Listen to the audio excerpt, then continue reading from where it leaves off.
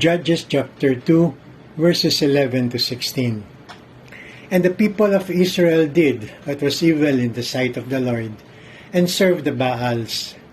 And they abandoned the Lord, the God of their fathers, who had brought them out of the land of Egypt. And they went after other gods from among the gods of the peoples who were around them, and bowed down to them. And they provoked the Lord to anger. They abandoned the Lord and served the Baals and the Ashtaroth. So the anger of the Lord was kindled against Israel, and he gave them over to plunderers who plundered them. And he sold them into the hand of their enemies, so that they could no longer withstand their enemies. Whenever they marched out, the hand of the Lord was against them for harm, as the Lord had warned, and as the Lord had sworn to them, and they were in terrible distress. And the Lord raised up judges who saved them out of the hand of those who plundered them.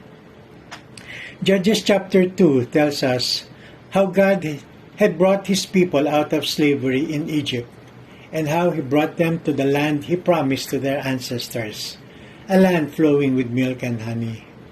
But God's people would quickly forget how God had been good and faithful to them, and they would rebel against God and turn to other gods. They would forsake God, and God did not forsake his people. Verses 11 to 16 describe how God's chosen people went through cycles of obedience and blessings, and disobedience and trouble.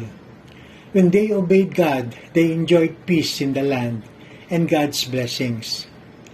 But as they enjoyed peace, they would become complacent and self-reliant and soon forget God. And as they forgot God, their hearts would turn to evil and forsake God.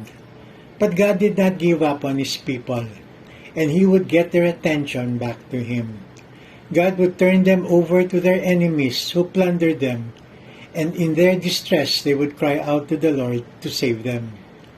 God, out of his great compassion and mercy for his people, would send a judge to deliver them from their distress, and Israel would return to God, and God would send peace throughout the land.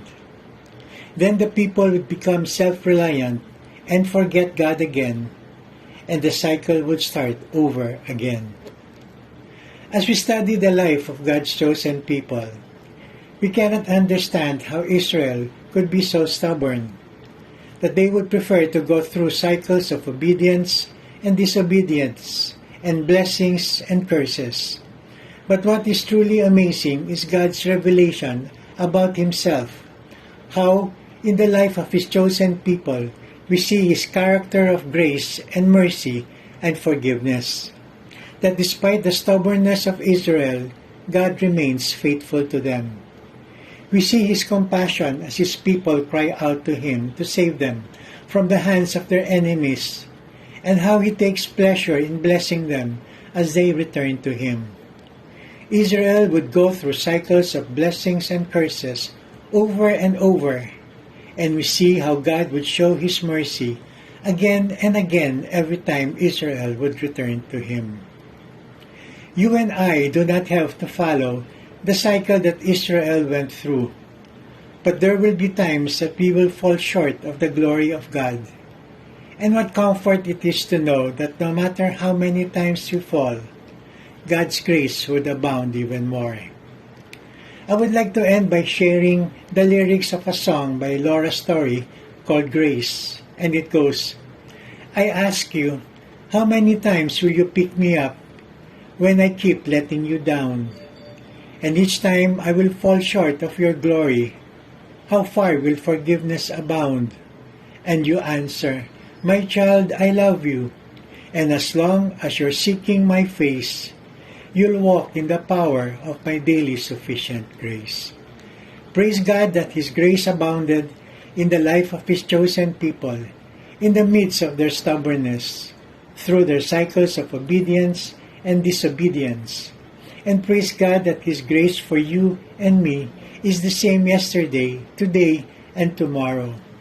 You and I may go through our own cycles of failures and grace, but I thank God that every time we fall, His grace will abound even more. And that is who God is. To God be the glory.